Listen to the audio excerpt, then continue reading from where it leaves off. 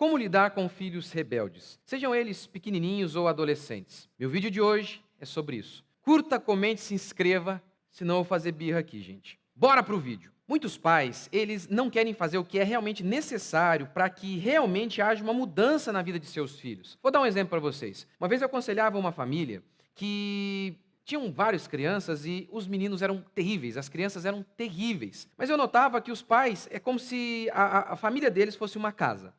E eles falaram assim para mim, mais ou menos assim: vocês podem mexer aqui em tudo. É como se eles tivessem falado para mim, né? Vocês podem mexer em tudo aqui, só não toque na estrutura. A estrutura da casa dele estava podre, mas eles me deixaram mexer nas paredes, no telhado, no forro, menos naquilo que realmente importava. E por que eu falo isso? Porque a família era totalmente disfuncional. Quem era a mãe era o pai. O pai é que ficava em casa, ele que cuidava das crianças e a mãe que trabalhava. E esse não é o padrão bíblico. O padrão bíblico é que a mulher será conservada na missão de mãe. Mas eu notei que eles não queriam mexer nisso. Eles queriam realmente gastar milhões. Estavam dispostos a fazer qualquer coisa em relação às paredes da casa, em relação ao telhado e ao forro. Eles só não queriam mexer realmente na estrutura. E vocês entendem aqui o que eu estou querendo dizer, né? Pessoal, as dicas que são dadas por aí são paliativas. São dicas que mexem, sabe, nas paredes, no telhado, mas não tocam ali, na estrutura. Se você quiser seguir as minhas dicas, isso vai implicar em mudanças radicais. Se você quiser continuar se enganando, não assista ao meu vídeo. Agora, se você quiser realmente ver a história da sua família mudada, continue aqui neste vídeo. E a primeira dica, o primeiro princípio que eu vou dar para você é: saiba que a rebeldia não será tolerada. Em Israel, Deus instituiu em Deuteronômio capítulo 21, que se um filho fosse rebelde, mesmo depois de disciplinado, ele continuasse em sua rebeldia, esse filho deveria ser apedrejado até a morte. Antes de explicar isso para nosso contexto atual, eu quero perguntar para você o seguinte: você é crente, né? Você é cristão. Estou falando aqui para cristão. Você crê mesmo que a Bíblia é a palavra de Deus? Que a Bíblia é suficiente para que você possa ensinar os seus filhos através dela? Você crê que não há um Deus do Antigo Testamento e um Deus do Novo Testamento, um Deus que mudou? Isso é fundamental porque, apesar desse mandamento de que os filhos rebeldes fossem mortos não se aplicam mais à nossa cultura atual, ao nosso momento atual, o princípio continua. Que princípio? Filhos vivos só têm uma opção: ser obedientes. Não existe a possibilidade de seus filhos não obedecerem, principalmente seus filhos pequenos. Se você ensinar os seus filhos de maneira correta, os seus filhos pequenininhos, não existe essa possibilidade de eles não te obedecerem. Se eles não te obedecem, é porque você está fazendo alguma coisa incorretamente. O que pode acontecer é de seus filhos mais velhos começarem numa espiral de rebeldia, sabe, constantemente se tornarem rebeldes. E aí, em relação a eles, também não há opção de rebeldia. Se eles sistematicamente se entregarem às drogas, às farras, vocês não podem aceitar isso. Ou vocês tomam as rédeas, disciplinam seus filhos de uma maneira que eles mudem. Agora, se eles insistirem em se manter na rebeldia e no pecado, o que vocês devem fazer é colocá-los para fora de casa. Por quê? Como eu disse, na sua casa só há uma opção: os filhos vão obedecer. Eu sei, você acha que é amor deixá-los ali destruindo o seu casamento, dando mau exemplo e destruindo os seus outros filhos? Portanto, tenha consciência disso. Eu só tenho uma opção: os meus filhos vão me respeitar. Se eles não estão me respeitando, a culpa é minha. E aqui a gente entra no nosso segundo princípio: pare de culpar o seu filho. Ah, ele tem o gênio forte. Não. A sua educação é que é fraca. Uma vez, nós estávamos em um retiro na nossa igreja e havia várias crianças lá. Mas tinha um menino que parecia o Chuck. O rapaz era terrível e ninguém dava conta dele, nem a minha esposa. E minha esposa é muito firme, nem a minha esposa estava dando conta. E aí então, falaram: pastor, o menino lá é o demônio. E eu falei com a mulher, né, com a mãe, falei: olha, isso não pode. Ele precisa obedecer às regras aqui. Eu posso usar as minhas estratégias para disciplinar esse menininho, para colocar esse menino no eixo? E aí, eu fui lá e dei jeito no menino. E o que eu fiz? Eu vou contar para você lá no meu curso Criação de Filhos, que logo, logo vai estar saindo aí. E eu vou explicar para você lá e você vai entender, inclusive, por que eu não quis aqui explicar para você aqui o que eu fiz, como que eu lidei com esse menino. Lá no curso você vai entender. Mas enfim, eu fui lá e usei as minhas estratégias com o menino, não repreendi, não peguei vara, não posso fazer isso, não sou mãe do menino, né? Enfim, eu não fiz isso de forma alguma. Mas eu fiz algo que o menininho passou a me respeitar. Não apenas isso. Ele se tornou, sabe, assim, ele começou a gostar muito de mim, trazia até presente para mim, um negócio muito interessante. Então, assim, não existe essa possibilidade de o seu filho não obedecer você. Se você não está conseguindo liderar o seu filho, você está fazendo alguma coisa. Se o seu filho é pequeno e ele não te respeita, ele é rebelde, ele é chato, ele é insuportável, é porque você está errando em alguma coisa. Eu sei que ao falar isso, você pode ficar até triste de início, mas pense bem por outro lado. Se o problema não é uma questão genética e biológica, e sim de educação, tem esperança, tem jeito de mudar. Se fosse uma questão biológica e genética, fazer o quê? Não haveria possibilidade de mudar o menino, mas tem jeito. E essa é a boa notícia. Eu sei que o que eu estou falando de início pode te impactar, mas é uma boa coisa. Tem jeito sim, o seu filho vai te respeitar. E aí, quando eu vejo esses pais culpando as crianças, eu lembro de Shakespeare. Shakespeare disse o seguinte: essa é a maravilhosa tolice do mundo. Quando as coisas não nos correm bem, muitas vezes por culpa de nossos próprios excessos, pomos a culpa de nossos desastres no sol, na lua e nas estrelas. Como se fôssemos acelerados por necessidade, tolos por compulsão celeste, velhacos, ladrões e traidores pelo predomínio das esferas, bêbados, mentirosos e adúlteros pela obediência forçosa a influências planetárias, sendo toda a nossa ruindade atribuída à influência divina. Ótima escapatória para o homem, esse mestre da devassidão, responsabilizar as estrelas por sua natureza de bode. Ou seja, o que Shakespeare está dizendo é o seguinte, que os homens da sua época culpavam os astros. Eu nasci assim, eu sou de peixes, portanto sou assim, assim e assado. E, sabe, o paralelo para isso hoje é aquela bobeira, aquela babojada, aquela baboseira dos 4 temperamentos. Mas eu vou fazer um vídeo só sobre isso. Na realidade, no meu curso de criação de filhos, eu vou mostrar para você que esse negócio dos 4 temperamentos só serve para arrebentar e não ajuda em nada a criação dos seus filhos. Mas está lá no meu curso Criação de Filhos, que a gente ainda vai lançar, se Deus quiser, aí no mês que vem ou no outro mês. Mas é isso. Se o seu filho é rebelde, desobediente, isso tem a ver com você, pai. Exclusivamente com você. Educação fraca e não gênio forte. Terceira dica para lidar com filhos rebeldes: exerça a autoridade sobre seus filhos. Você tem que entender que você não é o coleguinha do seu filho. Eu consigo notar a diferença da nossa geração para as gerações anteriores simplesmente quando eu vejo as fotos de hoje. Lembra como que eram as fotos de antigamente? Olha lá o pai de terno, o menino de terno ali, sisudo, aquela foto séria, né? E como que são as fotos de hoje? Já viu? O pai e o menininho. Assim, você não sabe quem que é mais idiota ali. Você não sabe quem que é mais tolo. Qual que é a ideia, né? Os dois são íntimos, os dois são amiguinhos. Você não é coleguinha do seu filho. Você é pai do seu filho. O seu filho precisa não de outro boçal ao lado dele. Ele precisa de um homem firme que lhe dê liderança, que marque o caminho para ele, para que ele se sinta seguro. Você, pai, precisa ser o porto seguro para o seu filho. Você precisa exercer autoridade. Isso começa com uma posição.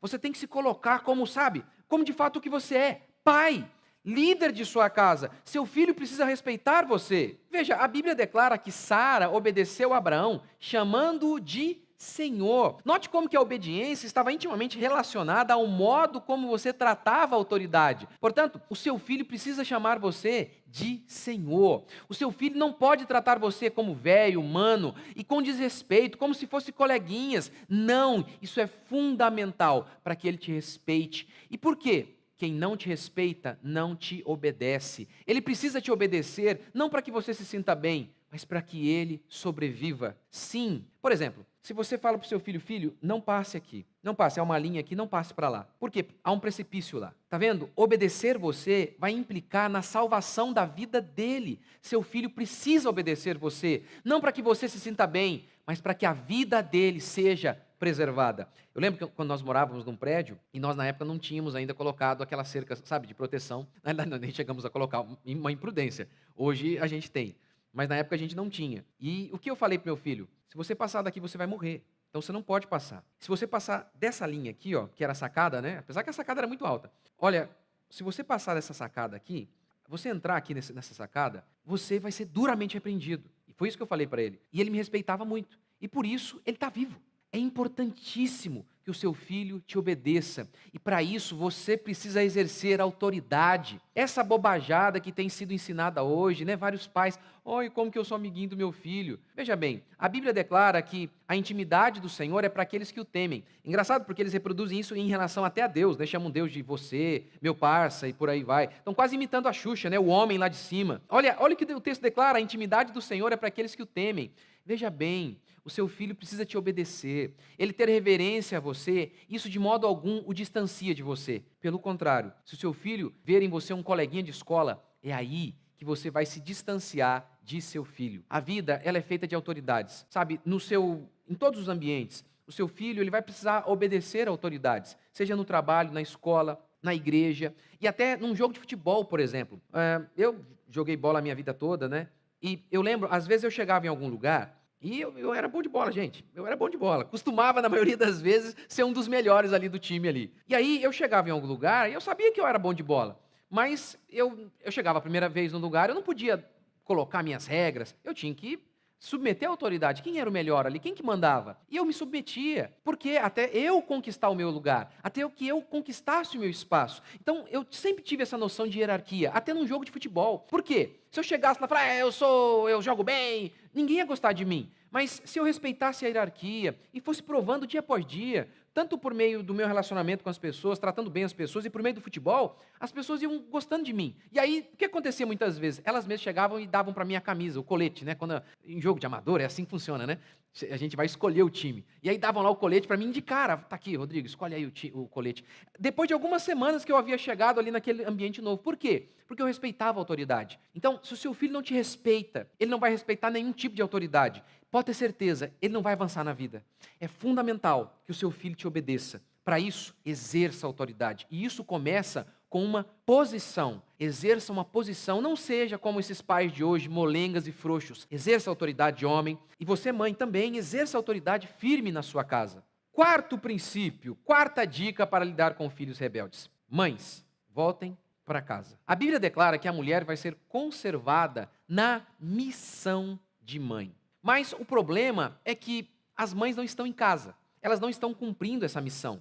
Quem está cuidando das crianças? Creche. Creche não educa. Creche não educa. Infelizmente, em muitos lugares, as crianças são completamente largadas. Mesmo uma boa creche, ela não consegue substituir uma mãe. Uma mãe é insubstituível. Ninguém pode substituir uma mãe. Nem a melhor vó do mundo e nem o melhor pai do mundo. Nem o melhor pai. Porque Deus fez o negócio certinho, gente. Sabe, e vovó, por melhores que sejam, titias, não educam. Porque há uma autoridade sobre o pai e sobre a mãe que foi dada a esses pais por Deus. É por isso que os vovós, as titias, eles têm um limite até onde eles podem repreender as crianças. E assim, essas crianças que ficam o dia inteiro com vovó, com titia, não são repreendidas. Quer ver? Faz um teste. Faz um teste. Note como que as crianças que ficam na creche, que ficam com a titia, com a vovó, como que elas são mais, sabe, elas tendem muitas vezes a não respeitar, serem agitadas, não têm limites. E por que isso acontece? Porque vovó e titia, por melhores que sejam, elas têm limites. Elas não podem exercer a autoridade necessária para repreender uma criança. A autoridade que foi dada a Deus, foi dada por Deus aos pais, ao papai e à mamãe. E aí, quando essa mãe chega tarde da noite em casa,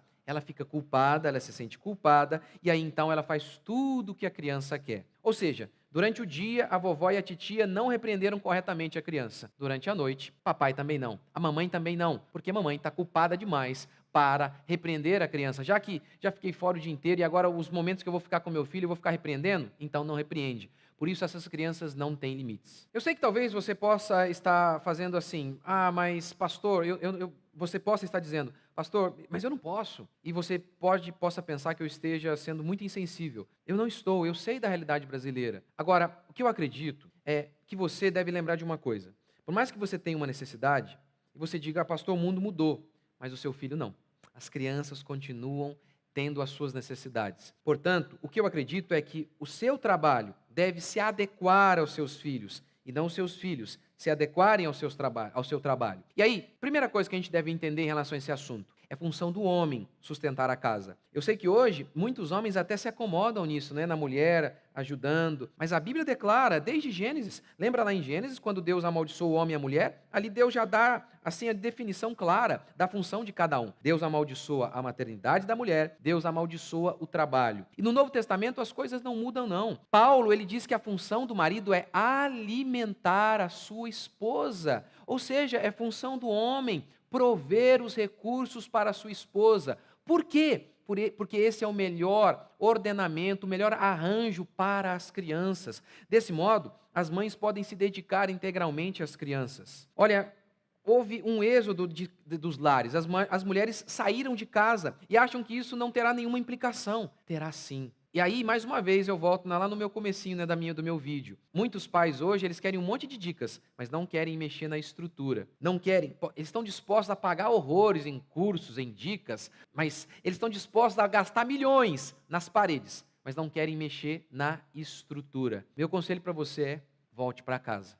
Quinto princípio, quinta dica para lidar com filhos rebeldes. Coloque ordem na sua casa. Crianças precisam de rotina. Menino que não dorme direito, que dorme na sua cama, menino desregrado, sabe, que não tem hora para comer, que não come, só come batata frita, ele come o que ele quiser, ele não tem disciplina. É claro que esse menino vai ser rebelde. Veja o que declara a Escritura: a vara e a disciplina dão sabedoria, mas a criança entregue a si mesma vem a envergonhar a sua mãe. É exatamente isso que acontece hoje. As crianças estão entregues a si mesmas. Hoje a babá é a televisão, é um celular, e as mães gostam disso. Por quê? Porque vão fazer outras coisas enquanto as crianças estão ali presas na tela. Ah, como que ela fica quietinha? Olha ali, você está pagando um preço alto. Olha, tem outro vídeo aqui, O Perigo das Telas. Assista, você precisa assistir a este vídeo. Gente, então é isso. Pessoal, é óbvio aqui, eu dei apenas 5 princípios, nem de longe eu falei de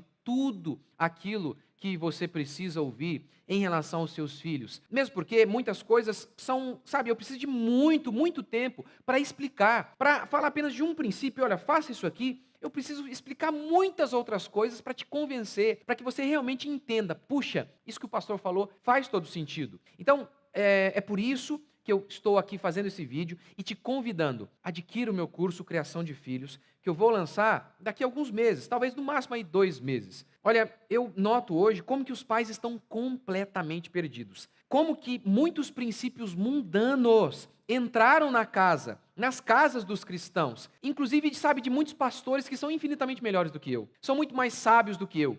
Mesmo esses pastores aderiram ideias totalmente pagãs e colocaram essas ideias em casa, e essas ideias estão norteando as suas famílias, a criação de seus filhos. No meu curso, eu vou falar de muitas coisas que provavelmente você nunca ouviu, mesmo nas melhores igrejas deste país. Portanto, fique ligado. Se você quer realmente mudar a história da sua família, adquira o meu curso Criação de Filhos. Que Deus abençoe vocês. Até a próxima. Até o lançamento do meu curso.